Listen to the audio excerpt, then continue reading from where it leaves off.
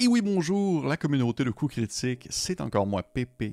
Et aujourd'hui, petite vidéo, en fait, mise à jour, petite vidéo sur les idées, les projets, qu'est-ce qui est en cours chez Coups Critiques, qu'est-ce qui roule derrière les rideaux, sur quoi est-ce qu'on travaille, sur quoi est-ce qu'on planche, que ce soit directement en lien avec la chaîne ou, pour ma part, certains projets qui sont plus connexes à celle-ci, mais qui ont bien entendu un lien avec le jeu de rôle sur table. Et si vous écoutez cette vidéo avec le visuel, vous allez peut-être remarquer justement que mon éclairage est maintenant beaucoup plus approprié, alors que mes deux dernières vidéos, c'était très austère et très froid, et même sombre.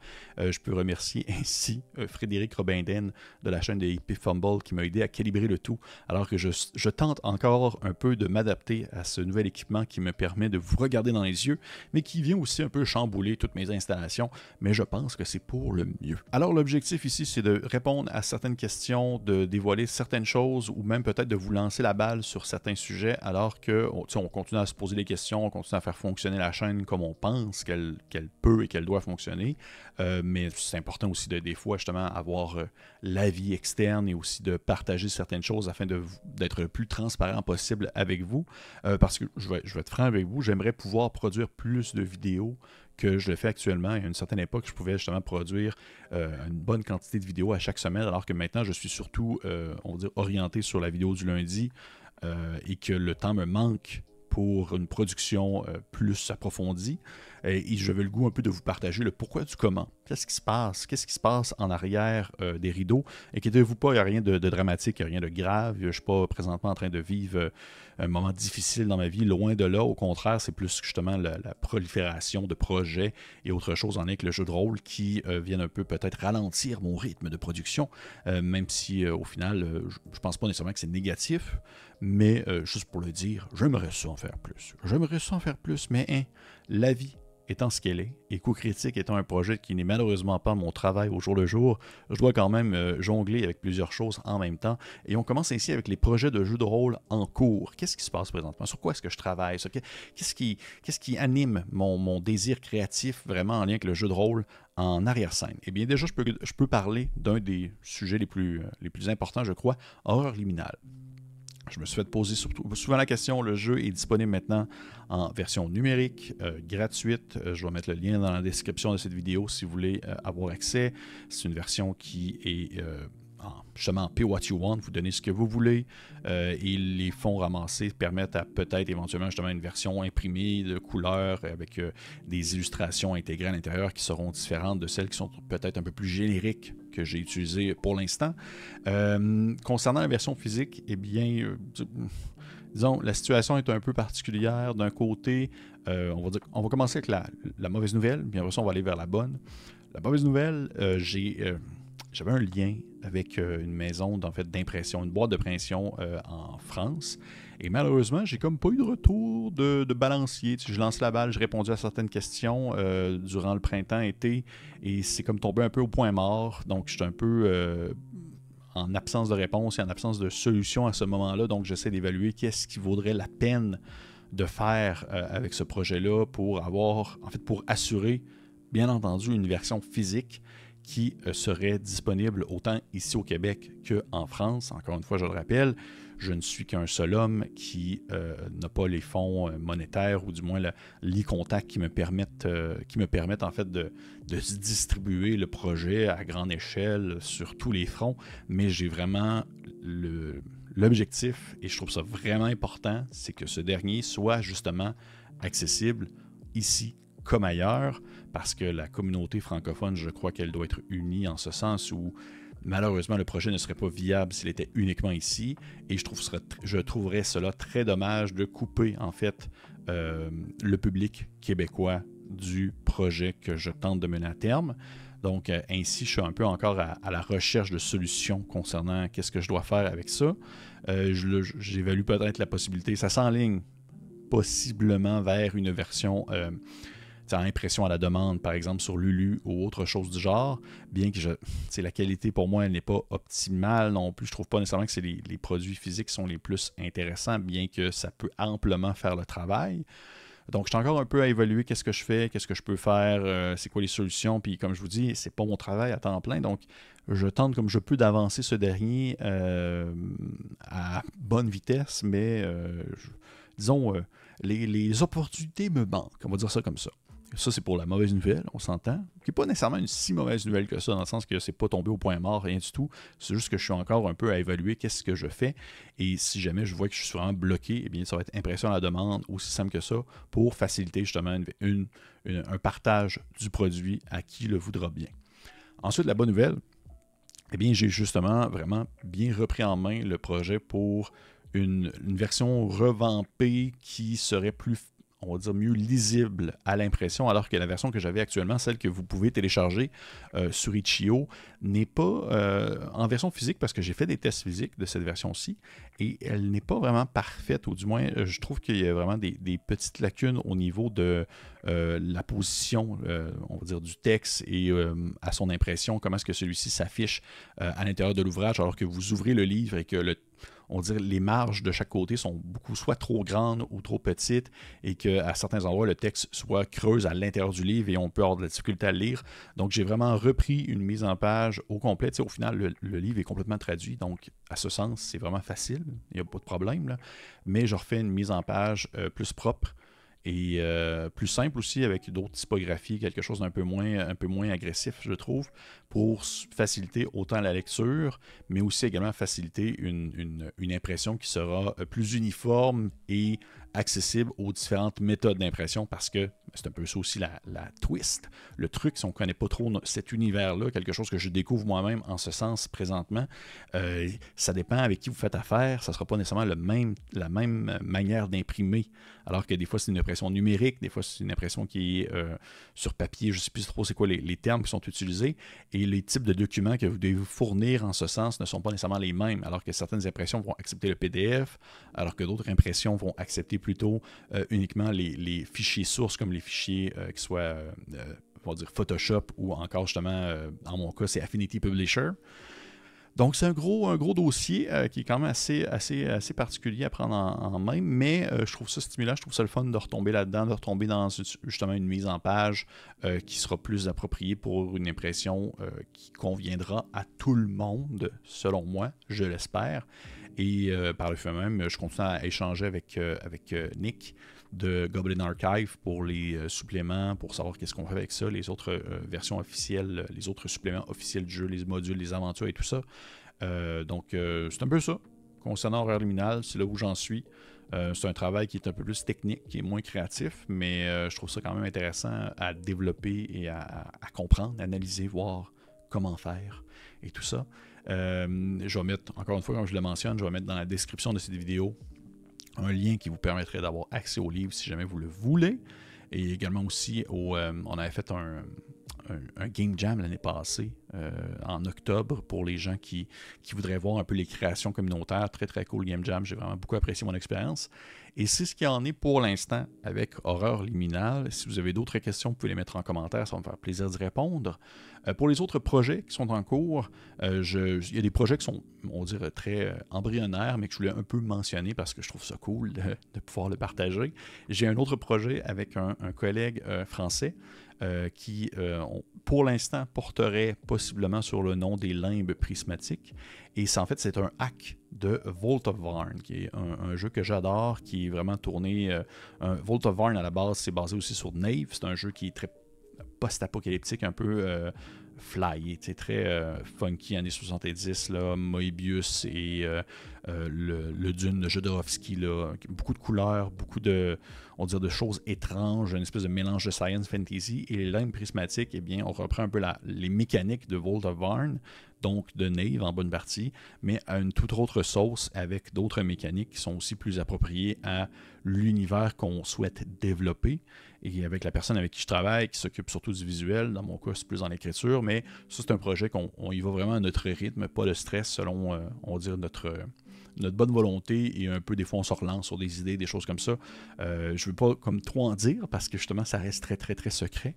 Donc on garde ça pour l'instant au strict minimum. Ensuite, dans les autres projets en cours, il y en a encore 3 autres, mon Dieu Seigneur, beaucoup de choses en cours.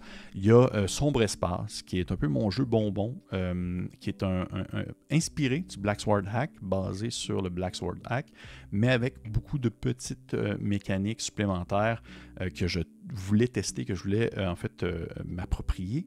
Et c'est vraiment un hack qui est plus à l'ambiance Mothership, alors que j'adore les modules de Mothership, j'adore l'ambiance, la vibe de Mothership, qui va d'ailleurs être traduit en français chez Arcane Asylum, mais le système de jeu me plaît moins.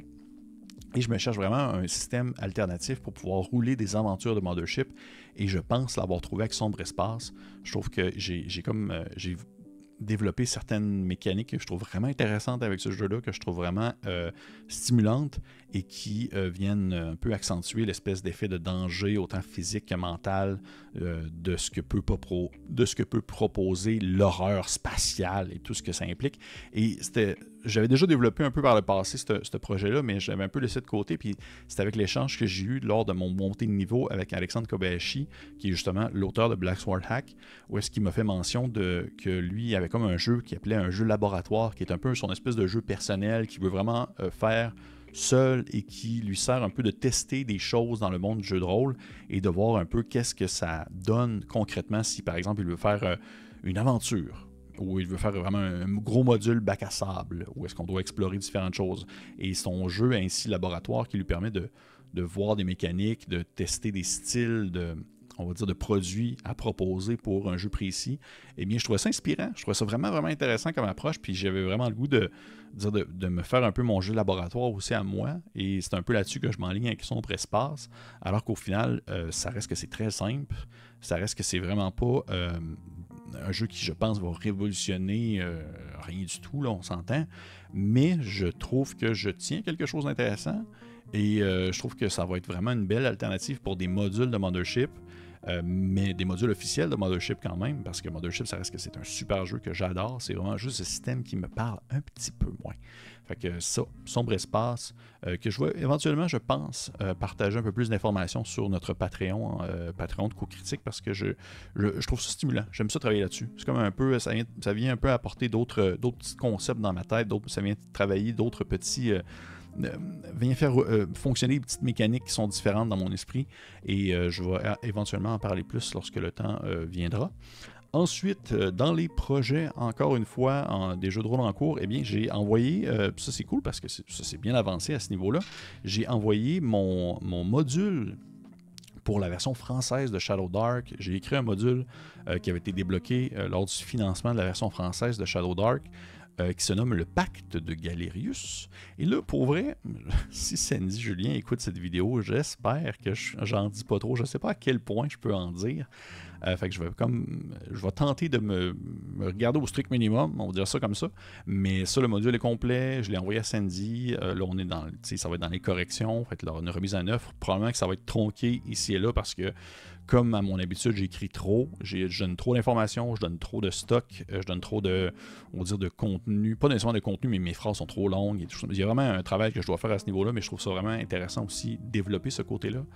Et le Pacte de Galerius, qui débutait vraiment comme une petite aventure courte, finalement, est devenue quand même assez longue, mais dans un espace-temps assez court. Ça se déroule vraiment dans une petite période de temps. Et je dois l'avouer, ça m'a pris du temps avant de trouver vraiment mon idée d'aventure pour Shadow Dark. Je voulais exploiter ou explorer des thématiques qui sont propres à l'ambiance Nouvelle-France, ou du moins le mythe et le folklore nord-américain, canadien, français, québécois. J'avais le goût d'inclure un peu ce petit côté-là dans Shadow Dark. Puis à la base, j'avais fait une toute autre aventure qui s'est déroulée dans une caverne avec une espèce de grand troll qui avait une armée de léopards des mers, des genres de phoques carnivores qui pouvaient attaquer les personnages. Mais finalement, je suis allé vraiment ailleurs. Je suis très, très loin de ça. Et je m'inspire beaucoup plus justement du folklore québécois dans un espèce de donjon, on va dire ça comme ça, un donjon, mais qui se joue à l'envers, dans le sens où, au lieu de rentrer dans le donjon et de l'explorer pour atteindre sa fin, vous débutez vers la fin du donjon, en quelque sorte, et votre but, c'est de remonter ce dernier pour atteindre la sortie, donc l'entrée.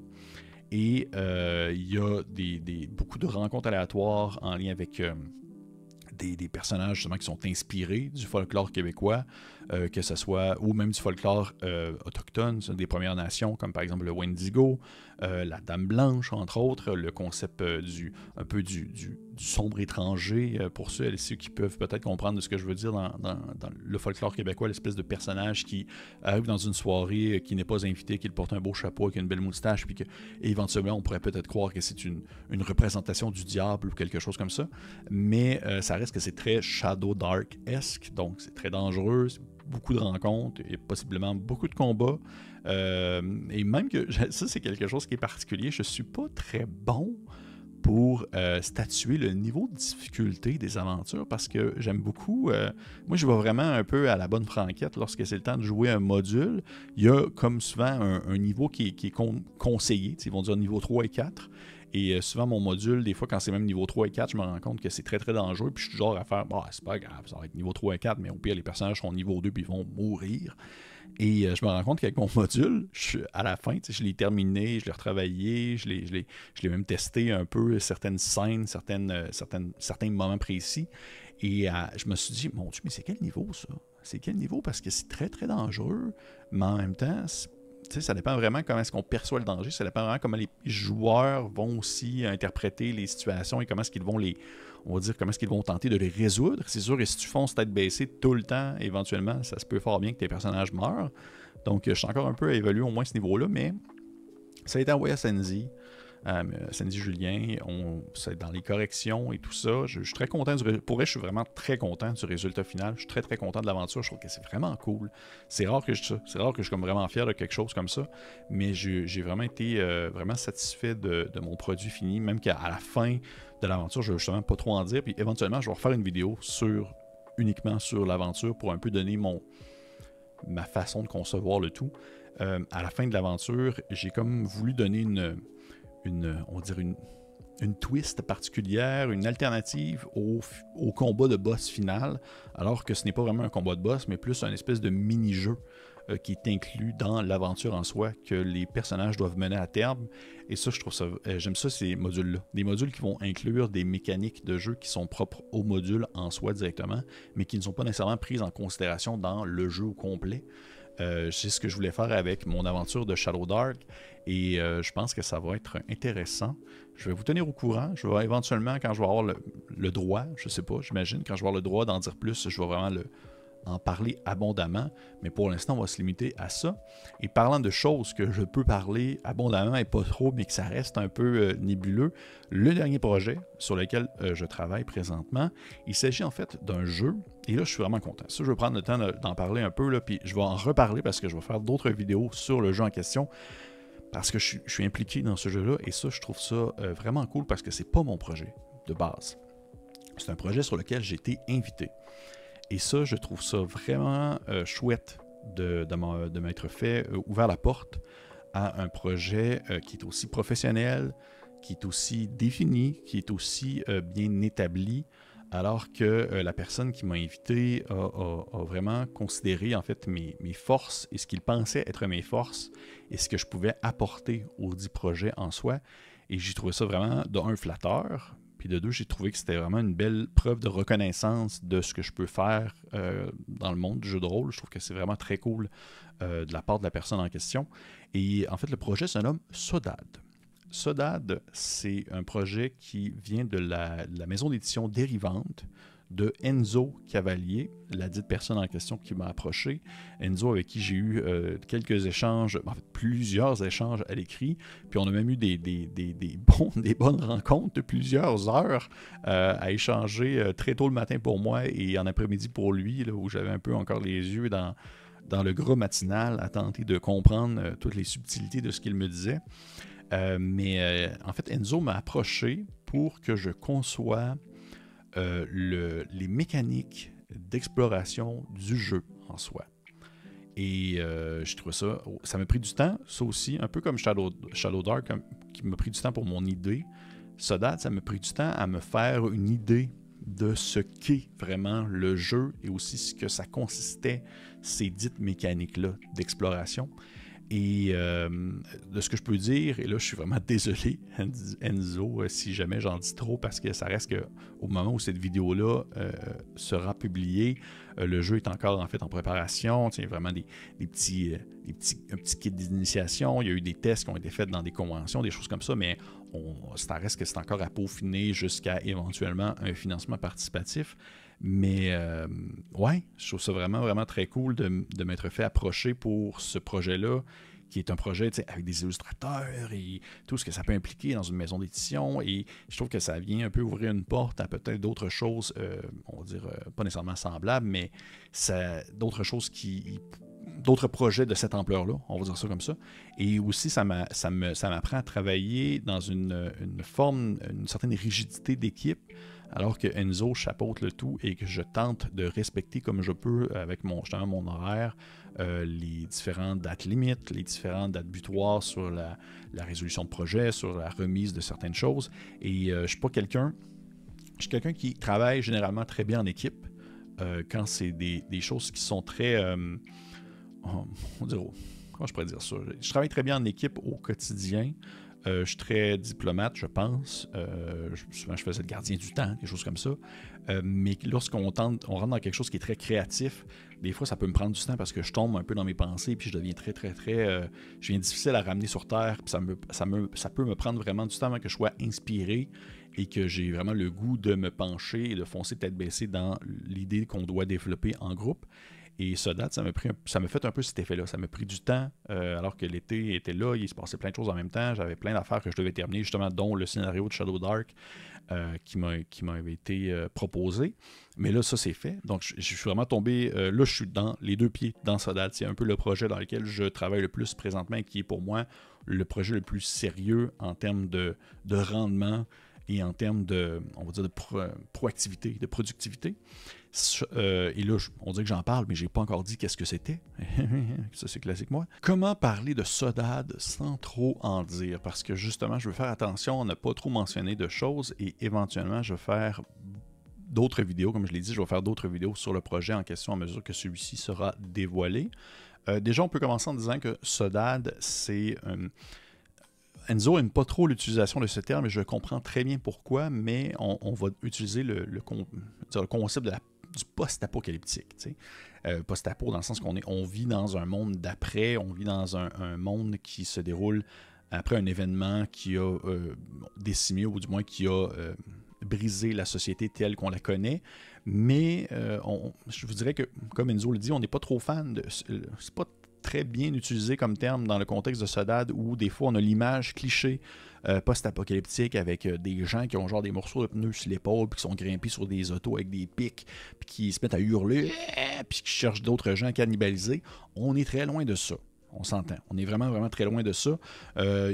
C'est drôle, la première fois qu'on m'en a parlé, j'ai tout de suite pensé à Waterworld parce que le concept de Sodad, c'est qu'il y a eu un événement qui se nomme en fait la crue, qui est une catastrophe naturelle qui a englouti le monde d'avant et qui est d'une origine inconnue. Et une grande majorité de la population, une grande majorité de la civilisation s'est réfugiée dans des terres lointaines qui se nomment les terres sèches, qui ont été épargnées par les crues et qui permettent en fait justement aux gens de vivre au quotidien. Mais les joueurs et les joueuses ne viennent pas de cet endroit-là, ils ne vont pas aller dans les terres sèches, eux, ils vont habiter en fait sur des tours. Des tours, c'est des édifices qui datent de l'époque avant la crue, qui ont été conçus et construits avant justement cet événement, cette catastrophe surnaturelle. Et les gens, en fait, ont survécu en se rassemblant sur le dessus des tours en question. Et c'est des gens qui vivent sur ces tours-là que les joueurs et joueuses vont incarner. Plus précisément, ils vont incarner des scaphandriers. Et là, c'est un peu pourquoi le concept de l'exploration est aussi important dans ce jeu-là et pourquoi je trouve ça vraiment stimulant aussi d'y travailler, parce que l'idée de Sodad, c'est que les personnages vont plonger dans le monde englouti à la recherche d'objets, de souvenirs et de réponse, dans le sens où ils vont vouloir un peu découvrir ce qui aurait pu se passer ou découvrir aussi l'objectif ou du moins l'utilité de la tour sur laquelle ils ont construit en fait leur communauté.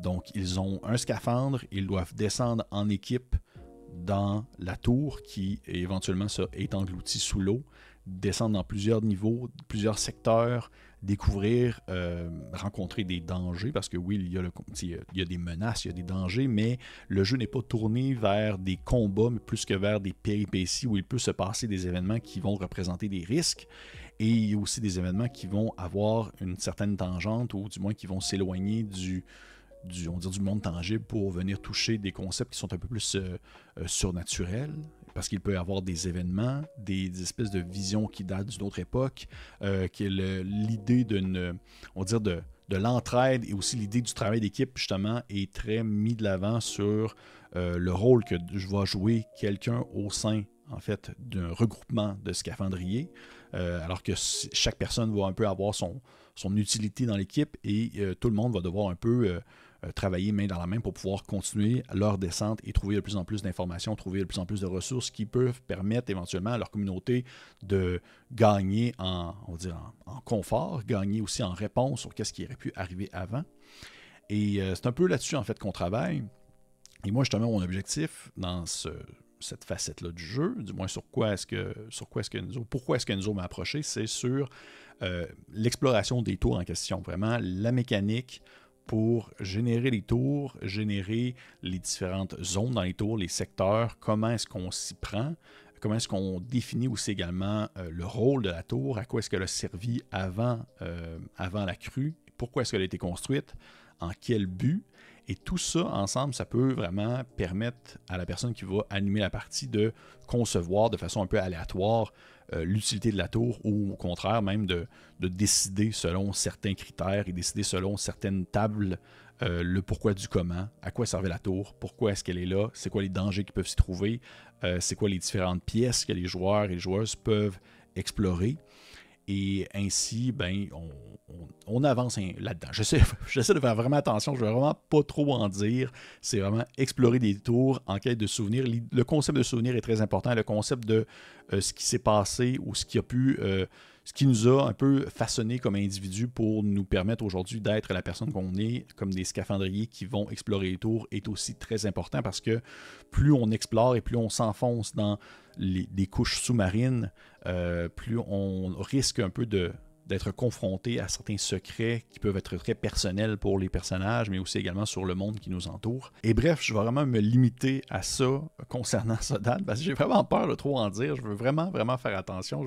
Je veux pas dévoiler trop de choses que Enzo n'a pas encore fait mention ou a partagé avec les différentes communautés. Mais pour terminer, Sodad s'appuie sur 5 thèmes qui sont l'exploration, la découverte, la survie, la coopération et l'introspection. Des termes qui forment un peu les piliers qui guident en fait, on va dire, l'ambiance qui est attendue autour d'une table. Et je sais que Enzo a il y a une grande vision pour Sodad sur le long terme, justement sur le côté communauté, sur le côté SRD, une espèce de document qui pourrait permettre aux gens de concevoir leurs propres choses en lien avec l'univers de Sodad, un peu comme peuvent le faire d'autres jeux. Et je trouve que c'est vraiment intéressant, puis je trouve que Enzo m'a bien ciblé pour ce projet-là, alors que j'aime justement beaucoup le concept de avoir une base, une prémisse, un cadre établi qui est très clair, mais dans ce cadre-là, on peut quand même jouer beaucoup sur l'histoire, sur la création, et ainsi personnaliser selon ce qu'on veut, en fait, avoir comme expérience. Et je trouve que Sodad s'y porte très bien, alors que chaque tour, parce qu'il y en a plus qu'une, chaque grande construction immense, un endroit qui est vraiment est presque impossible à quantifier, là, peut être différent d'une fois à l'autre selon ce que vous lancez ou selon ce que vous préférez en fait avoir comme type d'ambiance autour de la table, comme type de partie. Et j'ai vraiment hâte de pouvoir vous en dire plus. Mais comme je dis, je vais me limiter à ça pour l'instant. Mais pour conclure, Sodad, c'est vraiment le gros projet sur lequel je planche présentement. Et je suis extrêmement reconnaissant en fait de pouvoir travailler là-dessus. Je trouve que c'est vraiment, vraiment...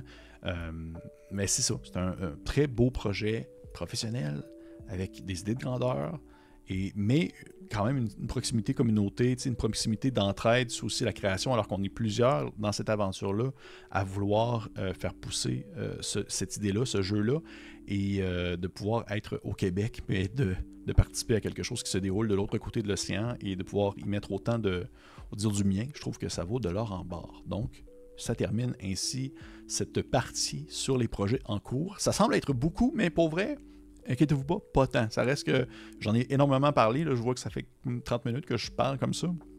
Mais il y a beaucoup de choses qui, au final, c'est circonstanciel ou c'est un petit peu quand je peux, là, quand l'occasion se présente. Et il y en a d'autres que c'est beaucoup plus expérimental, mais je voulais quand même le mentionner. Je voulais partager un peu mes envies, on va dire mes projets en cours. Et si jamais vous avez des questions, mettez-les en commentaire. Si vous avez des choses à partager en ce sens, mettez-les en commentaire. Si vous avez des idées ou s'il y avait des projets qui vous titillent un peu plus que d'autres, mettez-les aussi en commentaire. Ça va me faire plaisir de vous lire, mais également aussi de vous répondre si jamais il y a des questions.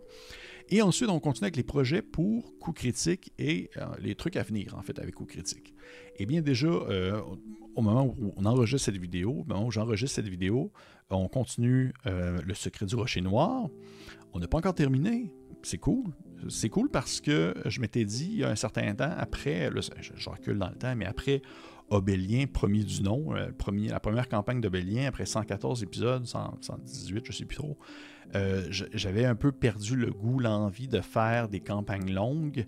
Et bien que j'arrête pas de mentionner que Le Secret du Rocher Noir, c'est une mini-campagne, bien ça commence à durer encore parce qu'au moment où vous écoutez cette vidéo, vous avez, je pense, accès à l'épisode public. Je pense que c'est l'épisode 8 ou 9, je suis vraiment plus sûr, je suis vraiment pas sûr. Mais nous, on est rendu à enregistrer l'épisode 28, je pense, ou 29, quelque chose comme ça. Donc, on en a. Vous avez encore du Secret du Rocher Noir passé Noël et plus encore. Et je trouve ça chouette parce que je ne m'attendais pas à garder l'intérêt aussi longtemps. Et je me vois un peu me réinventer, ou du moins me redécouvrir dans cette idée-là d'animer du médiéval fantastique. Et je pense que c'est en bonne partie grâce à Shadow Dark, qui est un jeu que j'apprécie beaucoup, qui est pour moi un peu cette espèce de version light de la 5e édition, pas qui me déplaisait, mais j'avais perdu un peu l'intérêt avec le temps. Et je me découvre à apprécier beaucoup, à inclure des mécaniques maison, à inclure différentes choses. J'ai justement sorti une vidéo à ce sens sur mes mécaniques, les règles maison que j'ai inclus dans Shadow Dark. Donc je trouve ça très cool de pouvoir encore continuer l'aventure, de vivre encore le plaisir du Rocher Noir, de ne pas voir encore la fin, bien que tranquillement on commence à s'aligner vers, je crois, être le dernier acte de la partie. Et de me dire encore que je pourrais peut-être retenter l'expérience avec autre chose par la suite, un autre module ou peut-être quelque chose de mon cru, bien que on dirait que je suis un peu trop occupé, je crois, pour vraiment concevoir une idée complètement sans vraiment me baser sur aucun module. Bref. Je ne sais pas trop encore où est-ce que ça s'enligne pour la suite, mais pour dire, j'ai encore beaucoup de plaisir à le faire et on continue encore Le Secret du Rocher Noir avec une équipe que je trouve qui est très stimulante. Je suis content de jouer, comme d'habitude, avec Kim et Steven, ils sont très cool. Et puis je suis content de faire une campagne longue avec Fred, c'est la première fois que ça arrive et on a une belle dynamique. Je trouve que c'est un joueur qui est très alerte à ce que s'attend un maître de jeu, qui est très alerte, qui est très réactif aussi, et qui est aussi, il travaille beaucoup en équipe, fait que c'est très très cool pour ça. Donc ça, c'est pour Le Secret du Rocher Noir. Toujours dans les projets en cours pour la chaîne de Coup Critique, qu'est-ce qui bouillonne sur la marmite, dans la marmite derrière les rideaux? Si vous êtes dans les environs de Montréal le 17, 18, 19 octobre 2025, c'est le festival Draconis qui se déroule. On est déjà allé, Coup Critique est déjà allé pour des parties sur scène et cette fois-ci, en fait, j'y retourne, mais ce n'est pas pour une partie sur scène, c'est pour une toute autre occasion, alors que je me suis donné un challenge personnel. En fait, il y a deux choses. Déjà, de un, il y a une action bonus sur scène avec Pierre-Louis Renaud de Etugame, bien entendu, avec qui on anime toujours le tout avec grand enthousiasme, mais je pense aussi également que cette fois-ci, il va y avoir Philippe Taillon de Décompte et Dédé qui va se joindre à nous pour l'occasion. Mais également, je me suis mis un challenge. J'avais comme le goût. Moi, j'avais comme le goût. Petite partie un peu personnelle de cette vidéo. À une certaine époque, j'aurais voulu être enseignant. à une certaine époque, j'aurais voulu être enseignant, donner des cours. Je sais pas pourquoi, ça me parlait. J'aime ça, le partage d'informations. J'aime ça, en même temps, je suis une chaîne qui fait ça beaucoup en lien avec le jeu de rôle, mais j'aime ça, le partage d'informations. Et un autre monde, j'aurais été enseignant. Malheureusement, la vie étant ce qu'elle est et mes notes étant ce qu'elles sont, je n'ai pas pu atteindre cet objectif. Et là, je me suis donné un petit challenge de faire une présentation. Donc, le 18 octobre 2025, je pense que je suis à 3 heures, à 15 heures alors, et l'action bonus est à 13 heures. Donc 13 heures action bonus, 15 heures ma présentation solo. Je fais une espèce de petite présentation, conférence et même activité interactive en fait sur le design de donjons. L'objectif sera de concevoir un donjon en groupe avec les gens qui seront présents, de donner certaines idées, certains concepts, présenter des informations sur la conception de donjons selon certaines techniques qui ont été popularisées avec les années, on s'entend. Assurément, je vais me répéter par rapport à plusieurs éléments que j'ai dû mentionner dans de nombreuses vidéos, mais l'idée au-delà de cette présentation-là, c'est de concevoir un donjon avec le public. C'est un 2 heures. On va voir. J'espère que je vais pouvoir toffer 2 heures là-dessus. C'est un 2 heures où je vais interagir avec les gens et on va se lancer des idées. On va se lancer la balle sur la conception d'un donjon. Et moi, mon objectif, c'est de prendre ces idées-là, on peut concevoir le tout avec le public et éventuellement justement le publier sur le Itch.io de Coup Critique gratuitement pour tout le monde, à qui le voudra bien, comme étant justement une création collective des gens présents lors de l'activité à Draconis. Donc, ça va être par exemple, on se lancer des idées sur OK, les personnages vont arriver dans telle pièce, on s'entend, le thème du donjon, c'est ça. On a déjà eu une pièce précédemment où est-ce qu'il s'est passé telle chose. Qu'est-ce qu'on pourrait inclure dans cette pièce-là pour varier un peu la rencontre, proposer un autre type d'interaction? Est-ce que c'est plus un danger? Est-ce que c'est plus une rencontre aléatoire?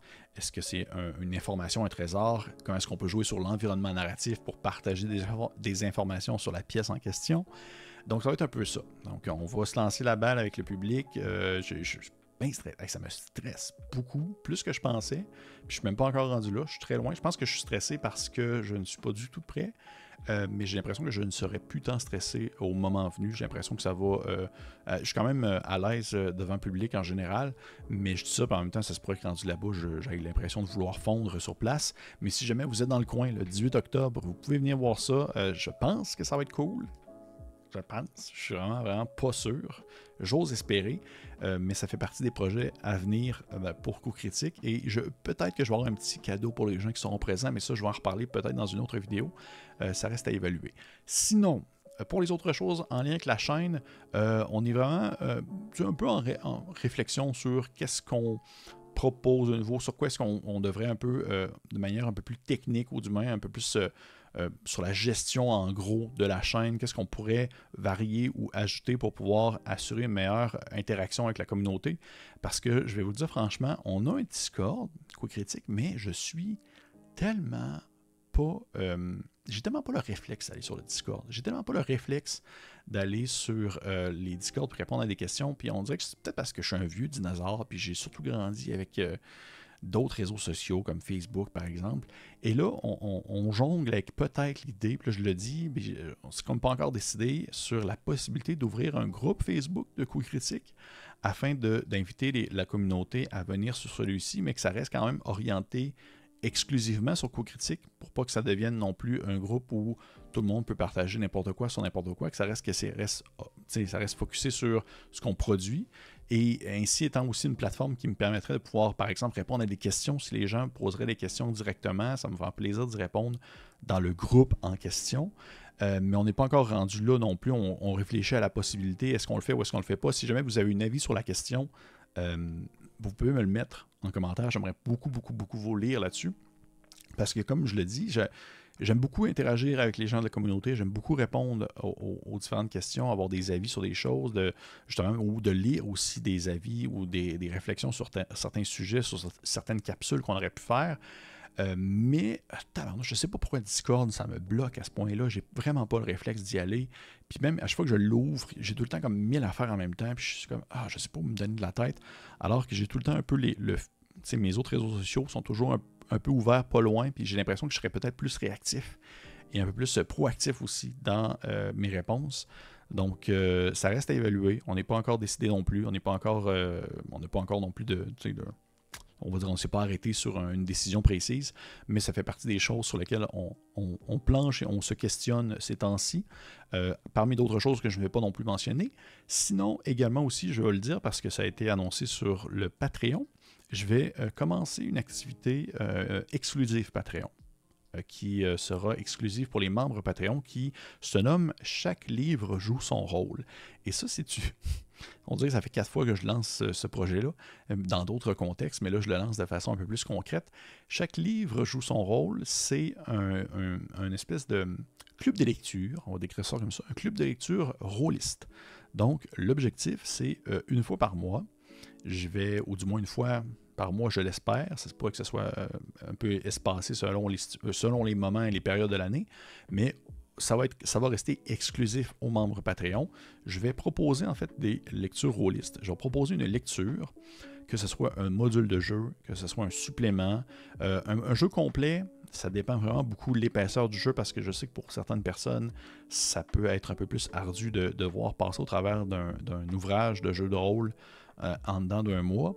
Mais je vais proposer des suppléments, bref, des livres en lien avec le jeu de rôle, qui seront en français ou en anglais selon bien entendu la situation, qui seront gratuits en Pay What You Want, donc payés comme vous voulez, qui seront gratuits ou qui seront offerts par peut-être auteur ou autrice selon si certaines personnes se sentent interpellées par l'initiative. Et le but, c'est pour les gens qui ça intéresse, on va chaque personne de son côté va lire le livre comme tout bon fonctionnement d'un club de lecture. Et une fois par mois, je vais proposer une date précise où on va se retrouver, les membres Patreon et moi-même, à échanger sur la lecture du mois, avoir des réflexions sur on va dire, que ce soit par exemple une aventure, comment est-ce que celle-ci a été écrite, comment est-ce que ça se déroule, est-ce qu'il y a des éléments qu'on peut plus accrocher, qu'est-ce que les joueurs, ou plutôt les joueurs, mais qu'est-ce que les lecteurs et lectrices ont trouvé d'intéressant dans cette lecture-ci, est-ce qu'il y a des éléments qui ont trouvé, on va dire, un peu plus mis de côté pour ce qui est des mécaniques, est-ce qu'il y a des choses qui étaient un peu plus intéressantes sur le partage d'informations, sur la façon que l'aventure se déroule, sur comment est-ce que l'information est partagée en soi, bref, classique club de lecture, mais vraiment, vraiment spécifique à le jeu de rôle. Et si jamais ça vous intéresse, mais par contre, c'est ça, c'est exclusif Patreon parce que j'avais le goût de vraiment proposer quelque chose qui était communautaire, mais pour les Patreons, j'avais le goût de proposer quelque chose un peu plus pour les gens qui nous encouragent à chaque mois comme ça. Je trouve que c'est quand même important. Donc oui, ça faisait partie des projets. Chaque livre joue son rôle. Et sinon, finalement, en conclusion, eh bien, on continue nos vidéos. Je continue mes vidéos critiques, je continue mes vidéos, mes capsules. J'ai des montées de niveau qui sont prévues, que j'ai déjà enregistrées aussi, qui sont en montage, que je vais finir de monter, qui sont qui sont vraiment cool. J'en ai fait un, pour vrai, je ne vais pas vous dire c'est qui, mais ça a comme battu mon record en termes de longueur de montée de niveau, parce que ça dure presque 2 heures. C'était comme 1h50. C'est mon plus long montée de niveau, mais on n'a comme pas vu le temps passer. Puis j'ai trouvé ça super intéressant à échanger avec cette personne-là sur le jeu de rôle en général. Puis on creuse quand même beaucoup sur différents sujets, sur la conception, le design et tout ce que ça peut impliquer. C'était vraiment, vraiment très, très chouette. Fait que oui, le montée de niveau, ça encore également. On a des collaborations aussi à venir avec d'autres chaînes que je ne vais pas trop non plus en mentionner pour l'instant. Et vous le voyez peut-être derrière moi, pour les gens qui m'écoutent avec la vidéo, mais j'ai un grand livre derrière moi qui se nomme Mythique Bastionland, sur lequel je tente de faire une capsule depuis vraiment longtemps. Une grosse vidéo parce que c'est un gros coup de cœur pour moi. C'est un de mes plus gros coups de cœur de l'année, si ce n'est mon plus gros coup de cœur de l'année. Mais j'ai beaucoup de difficultés. J'ai beaucoup de difficultés parce qu'il y a beaucoup de choses à dire sur ce livre-là. C'est quelque chose de très riche. Voyez-vous, j'essaie de trouver les mots alors que j'en parle présentement, puis j'ai de la difficulté à mettre vraiment le doigt sur les informations qui sont tellement pertinentes et tellement incroyables de cet ouvrage-là, mais ça fait partie de mes gros projets vidéo que je voudrais sortir d'ici les prochains mois. Mais c'est sûr que plus on avance dans Octobre, plus j'ai des idées de capsules en lien avec le monde de l'horreur et tout ce que ça peut impliquer. Octobre étant une période incroyable. Et peut-être même aussi un petit one-shot ici et là si l'occasion se présente. Mais comme vous le voyez maintenant, avec toutes les informations que je viens de vous dire, que ce soit les projets jeux de rôle en cours ou les projets en lien avec Coup Critique, que ce soit la présentation au Festival Draconis, les différents justement jeux sur lesquels je suis impliqué, personnel ou invité comme les Sodades, ça demande beaucoup de temps. Et au-delà de tout ça, j'ai un travail au jour le jour. J'ai un travail à chaque jour que je dois compléter tel bon prolétaire que je suis. Ça fait en sorte que, on est très, très occupé, mais toujours avec autant d'enthousiasme, toujours avec autant d'amour, toujours avec autant de passion pour ce qui est le jeu de rôle. Je le dis, je le dis quand même assez souvent, mais j'espère que ça ne sonne pas têteux en ce sens. Mais je suis vraiment très, très content, très heureux des retours qu'on a de la communauté, des commentaires qu'on peut recevoir, des avis qu'on peut recevoir, en fait aussi des gens avec qui je travaille, avec qui je planche sur les différents projets, des personnes qui sont d'incroyables talents. Qui sont vraiment connaissants dans leur domaine ou qui sont très passionnés aussi également dans le jeu de rôle. Je trouve que ça ne fait qu'aller de l'avant. Et merci infiniment pour les gens qui nous encouragent. Ça vaut vraiment l'or, ça vaut tout l'or du monde.